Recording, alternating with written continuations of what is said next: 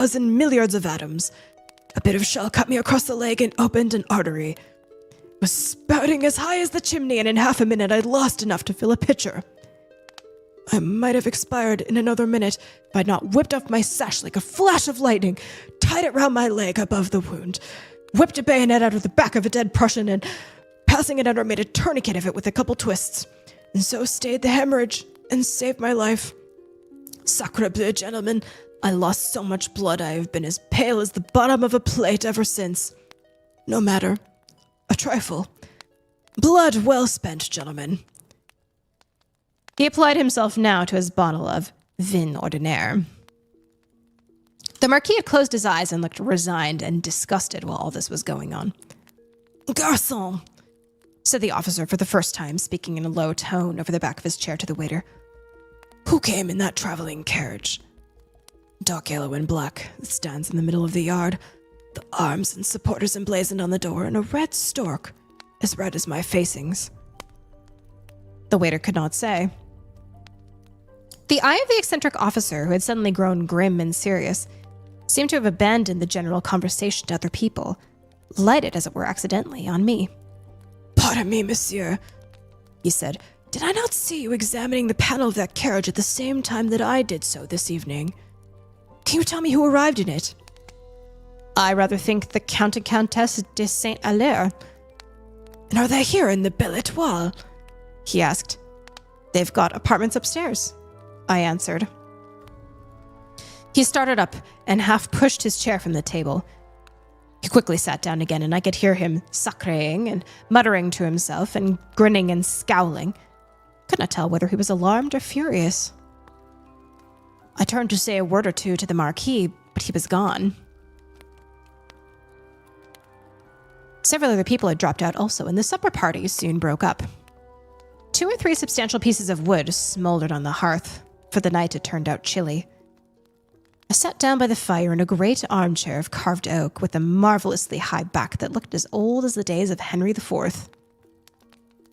Garçon, said I, do you happen to know who that officer is? That is Colonel Galliard, monsieur. Has he often been here? Once before, monsieur, for a week. It is years since. He's the palest man I ever saw. That is true, monsieur. He's been often taken for a revenant. Can you give me a bottle of really good Burgundy? The best in France, monsieur. Place it in a glass by my side on this table, if you please. I may sit here for half an hour. Certainly, monsieur.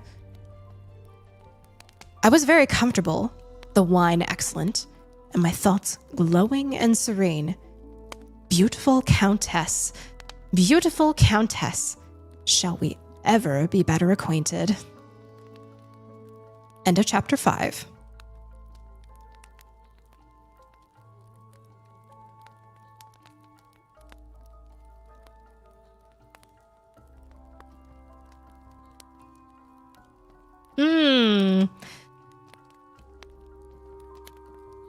Interesting. Interesting chapter. Hey, Crazy, how's it going? Welcome to some story time. Ooh, Late Source, you got an ultra rare Pokédaily. Did you get any Pokemon with it? Sometimes you will get Pokemon with those every once in a while. No. Sometimes it's like something really good, like, oh, you'll get like 30 Ultra Cherish balls. Ooh, let's see. Let's take a look. Let's take a look. I didn't know I could have war stories for being pale. Yes, he's like so pale they think he's like a ghost. Ooh, nice. Great Trash Ball, Red Candy, Friend Ball, Phantom Ball, and a bunch of money. That's really good. It's a nice one, Light Source. Congratulations. I think it's been a minute since I've had a good reward on PCG. I've been on the like common reward life for a while. There was a stretch where I was like getting a blue level reward. I got like, I think it was like 5 days in a row I'd gotten a blue reward. That was really nice. Not recently though. An arrow in the knee and a partridge in a pear tree. Okay, so we got more acquainted with these two characters in this chapter. We have the Marquis hiding in plain sight as Monsieur Drocqueville. But like all he wants to talk about is like, oh yes, Paris is so dangerous and you're gonna totally get hustled, and you know, our French thieves are so much better than the English thieves. And you're just totally gonna get like taken in by ne'er-do-wells. But like, I was once like you, and I had like, you know, someone step in for me and tell me not to like get involved with all these gaming tables, and, you know, don't try and like get your money that way, basically.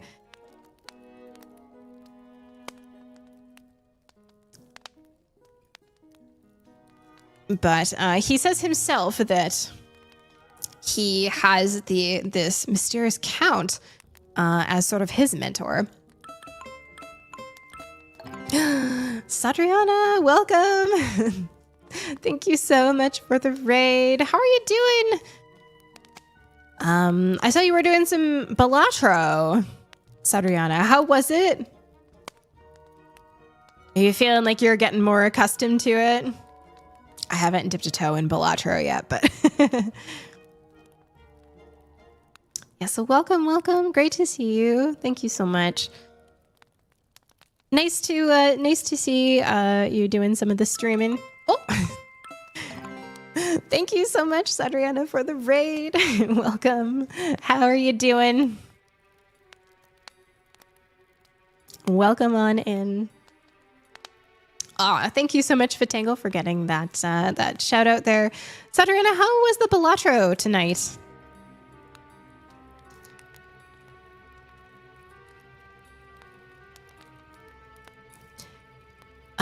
So yeah, we have this Marquis who is like, yes, you know, I will take you under my wing, don't worry. And then we have this Colonel Gaillard, who is, you know, he's described as like, you know, he's very like roughed up from war. And I thought that paragraph where he was basically like, you should see me naked. I have so many scars on my body from all of these war wounds. I thought that was very funny. Technical difficulties, no problem at all. No problem at all. Thank you so much for coming on in. Haven't won a run, but it was fun. You know what? You get a little bit better each time. That's my favorite thing about a roguelike.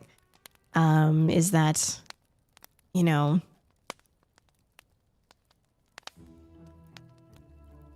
yeah, you learn a little bit more, you get a little bit more comfy with the mechanics, or like you've learned a new tip for next time. Just get, yeah. Even if it's like you're getting like 1% better each time, that means eventually you will get there.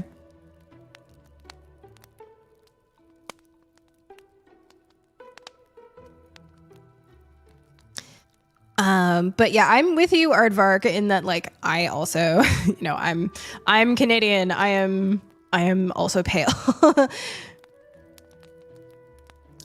So yeah, I could be like, guess what? Do you want to know? Like, you want to know how I got these scars? Want to know how I got this pale? Is basically his vibe. You glow in the dark. Got up to the 70k boss. Okay. You're getting there. Well done. Well, thank you so much for coming out, Sadriana, for the raid. It's very much appreciated. So now, after this chapter, we have the answer to our Englishman's question. Is this mysterious countess that he is absolutely fixed upon? We now know she is indeed married to the old man, and the count, the Marquis, lets Richard, our narrator, know that she's about 45 years younger than the Count himself. So, his fantasies of being like, but I can save her from a bad situation, are in no way quenched.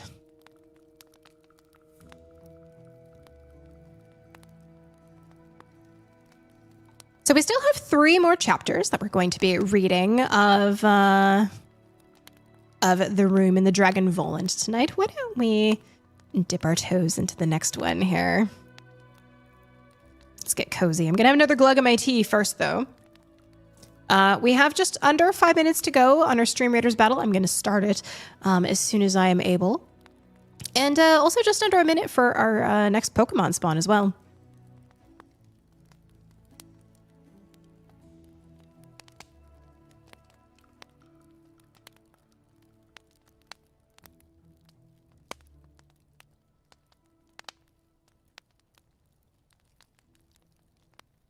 Alrighty.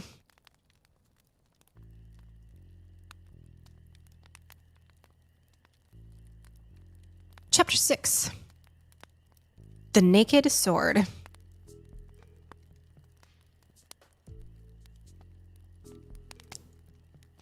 A man who has been posting all day long and changing the air he breathes every half hour, who is well pleased with himself and nothing on earth to trouble him, who sits alone by a fire in a comfortable chair after eating a hearty supper, may be pardoned if he takes an accidental nap. I had filled my 4th glass when I fell asleep. My head, I dare say, hung uncomfortably, and it is admitted that a variety of French dishes is not the most favorable precursor to pleasant dreams. I had a dream as I took mine ease in mine inn on this occasion. I fancied myself in a huge cathedral without light, except from 4 tapers that stood at the corners of a raised platform hung with black, on which lay, draped also in black, what seemed to me the dead body of the Countess de Saint-Hilaire. The place seemed empty. It was cold, and I could see only, in the halo of the candles, a little way round.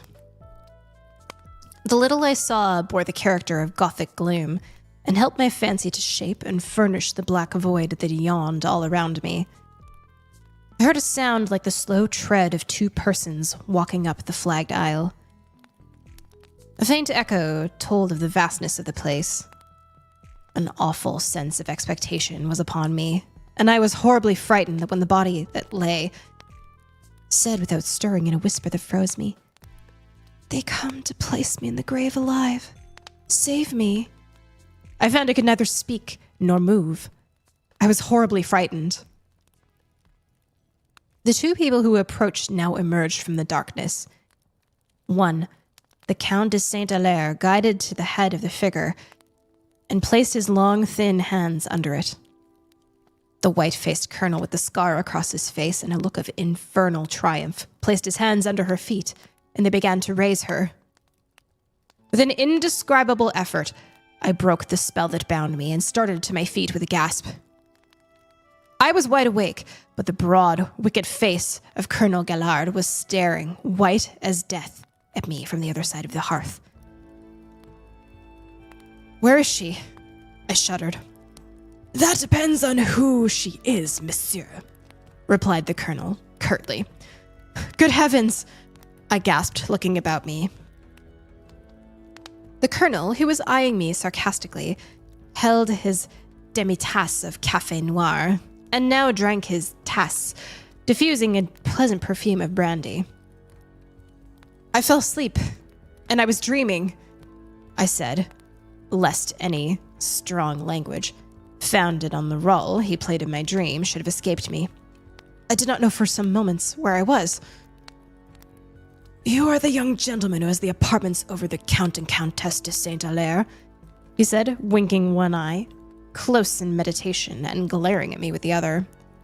I believe so, yes, I answered.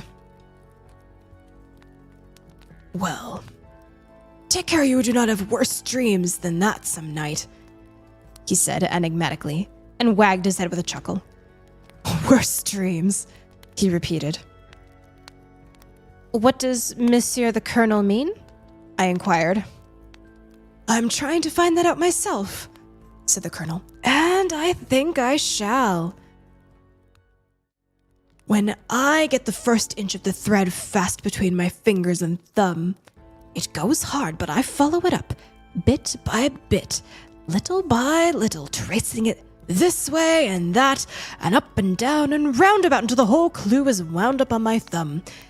And in the end, and its secret will be fast in my fingers, ingenious, crafty as 5 foxes, wide awake as a weasel.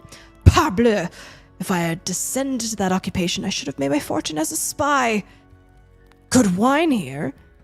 He glanced interrogatively at my bottle. Very good, said I. Will Monsieur the Colonel try a glass? He took the largest he could find, filled it, raised it with a bow, and drank it slowly. Ah, bah! That is not it, he exclaimed with some disgust, filling it again. You ought to have told me to order your burgundy. They would have not brought you that stuff. I got away from this man as soon as I civilly could, and putting on my hat, I walked out with no other company than my sturdy walking stick. I visited the inn yard and looked up at the windows of the Countess's apartments.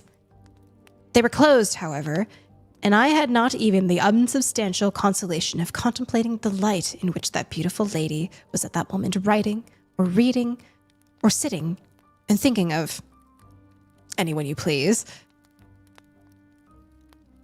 I bore this serious privation as well as I could, and took a little saunter through the town. I shan't bore you with the moonlight effects, nor with the maunderings of a man who has fallen in love at first sight with a beautiful face. My ramble, it is enough to say, occupied about half an hour, and by returning, with a slight detour, I found myself in a little square, with about 2 high-gabled houses on each side, and a rude stone statue, worn by centuries of rain, on a pedestal in the center of the pavement. Looking at this statue was a slight and rather tall man, whom I instantly recognized as the Marquis de Armenville. He knew me almost as quickly. He walked with a step towards me, shrugged and laughed. You are surprised to find Monsieur Droqueville staring at the old stone figure by the moonlight? Anything to pass the time? You, I see, suffer from ennui as I do. These little provincial towns. Heavens, what an effort it is to live in them. If I could regret having formed early in life a friendship that does me honor, I think it is condemning me to a sojourn in such a place that would make me do so. You go onwards to Paris, I suppose, in the morning. I have ordered horses. As for me, I await a letter or an arrival. Either would emancipate me, but I can't say how soon either event will happen. Can I be of any use in the matter? I began. None, monsieur. I thank you 1,000 times. This is a piece in which every role is already cast. I am but an amateur and induced solely by friendship to take a part. So he talked on for a time as we walked slowly through the Belle Étoile, and then came a silence, which I broke by asking if he knew anything of Colonel Galliard. Oh, yes, to be sure. He is a little mad. He has had some bad injuries of the head. Used to plague the people in the War Office to death. He always has some delusion. They contrived some employment for him, not regimental, of course, but in this campaign Napoleon, who could spare nobody, placed him in command of a regiment. He was always a desperate fighter, and such men were more than ever needed. There is, or was, a second inn in the town called Le Coup de France. At its door, the Marquis stopped, He bade me a mysterious goodnight and disappeared. As I walked slowly toward my inn, I met in the shadow of a row of poplars the garçon who had brought me my burgundy a little time ago. I was thinking of Colonel Galliard, and I stopped the little waiter as he passed me. You said, I think, that Colonel Galliard was at the Belle Étoile for a week at one time? Yes, monsieur. Is he perfectly in his right mind? The waiter stared. Perfectly, monsieur. Has he been suspected of any time of being out of his mind? Never, monsieur. He's a little noisy, but a very shrewd man. What is a fellow to think? I muttered as I walked on. I was soon within sight of the lights of the Belle Étoile. A carriage with 4 horses stood in the moonlight at the door, and a furious altercation was going on in the hall, in which the yell of Colonel Galliard out-topped all other sounds. Most young men like, at least, to witness a row, but intuitively I felt this would interest me in a very special manner. I had only 50 yards to run when I found myself in the hall of the old inn. The principal actor in this strange drama was indeed the colonel, who stood facing the old Count de Saint-Hilaire, who, in his traveling costume, with his black silk scarf covering the lower part of his face, confronted him. He had evidently been intercepted in an endeavor to reach his carriage. A little in the rear of the count stood the countess, also in traveling costume, with her thick black veil down, and holding in her delicate fingers a white rose. You cannot conceive a more diabolical effigy of hate and fury than the colonel. The knotted veins stood out on his forehead. His eyes were leaping from their sockets. He was grinding his teeth, and froth was at his lips. His sword was drawn in his hand, and he accompanied his yelling denunciations with stamps upon the floor and flourishes of his weapon in the air. The host of the Belle Étoile was talking to the colonel in soothing terms, utterly thrown away. 2 waiters, pale with fear, stared uselessly from behind. The colonel screamed and thundered and whirled his sword. I was not sure of your red birds of prey. I could not believe you had the audacity to travel on the high roads, to stop at honest inns, and lie under the same roof with honest men. You, both vampires, wolves, ghouls. Summon the gendarmes, I say! By St. Peter and all the devils, if either of you try to get out that door, I'll take your heads off! For a moment, I stood aghast. Here was a situation. I walked up to the lady. She laid her hand wildly upon my arm. Oh, monsieur, she whispered in great agitation. That dreadful madman!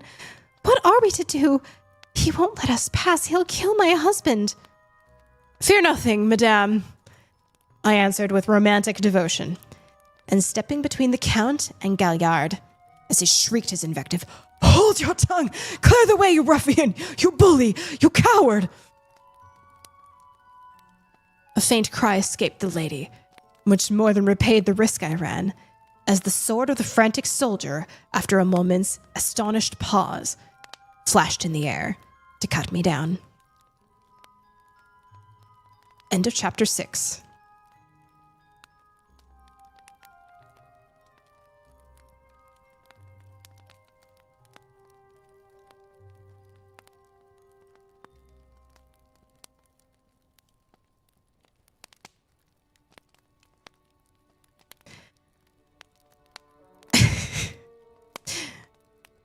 I feel like our protagonist is an idiot.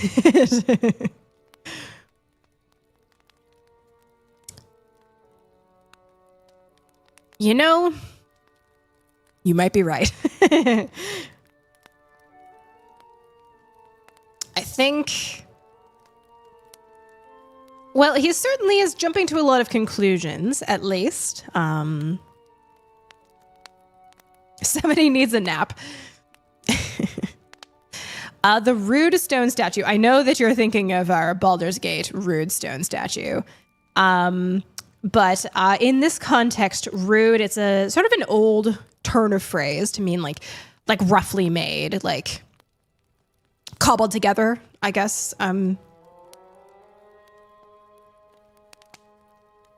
Might be my best description of what they mean. he seems easy to manipulate. So I think he's very, in his young sort of brashness and inexperience, very taken by appearances, right? He sees Colonel Galliard and he's like, this man is supremely ugly and he's kind of like rude, and therefore I find him monstrous. And he sees like this marquis, he sees the count and countess, and we know right away, like in chapter 1, when he helps the count and countess, that he's like, ooh, they are giving noble.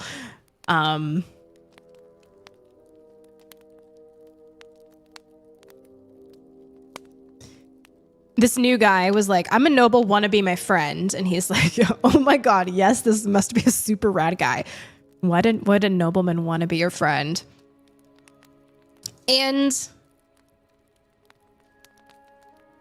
I will also say very immediately is like, let me take you under my wing. And we can say, you know, like maybe, you know, we know that this is like a kind of a thriller sort of book, right? That like, I think we have our feelers up for everyone being a little bit weird and dodgy. Let's be fair. But he also, you know, after there was the mix up with the letters and he's introduced to the wrong Mr. Beckett, and he comes clean, you know, and says, oh, I'm so sorry. I'm not the like Mr. Beckett Esquire that you were looking for. I'm just a normal ass Mr. Beckett. You know, and he's like, oh, thank God you seem to be an honest, honorable kind of guy.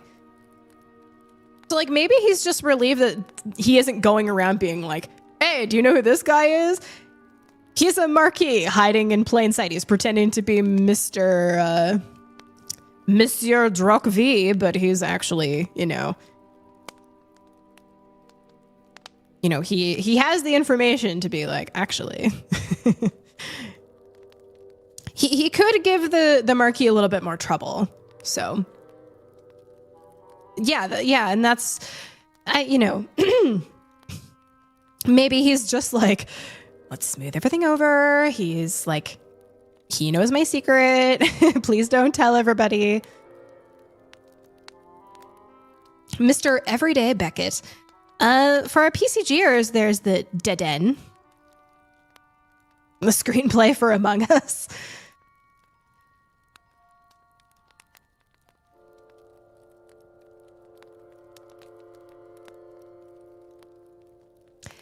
I love these kind of books where it's like, I don't know who to trust. There might be some red herrings or things like that, and I'm like trying to be like, but what is a red herring and what isn't?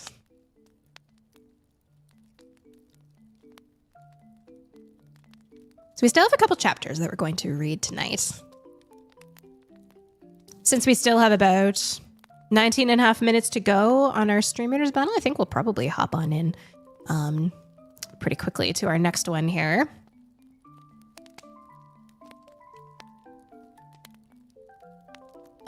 Great job, you guys, on the Deden, Fatangle, K, and Light Source. Well done.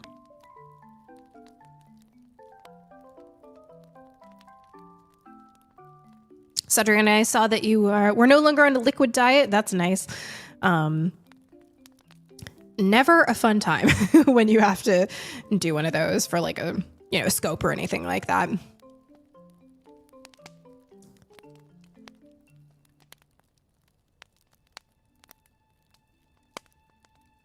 All right, you guys.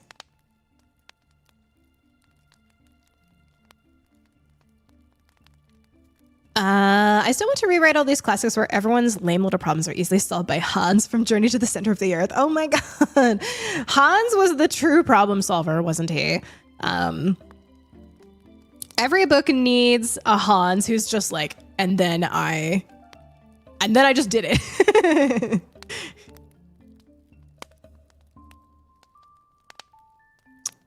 He might be the most like go-getter of any of the books that we've ever read. He's up there anyway, of like, I would also make a strong case for Passepartout in also Jules Verne. The Around the World in 80 Days. Seems to be maybe a something that Jules Verne likes to have as like the character who kind of is the problem solver for everybody, but especially his like, you know, the person who he's like in service of, the one competent person. Yeah, exactly. Although Passepartout had a couple like, yeah, no, actually Hans was probably the more competent than Passepartout.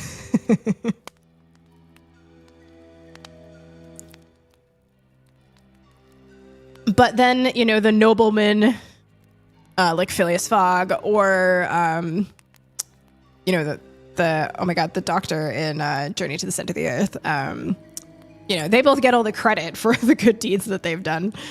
Oh, very silly.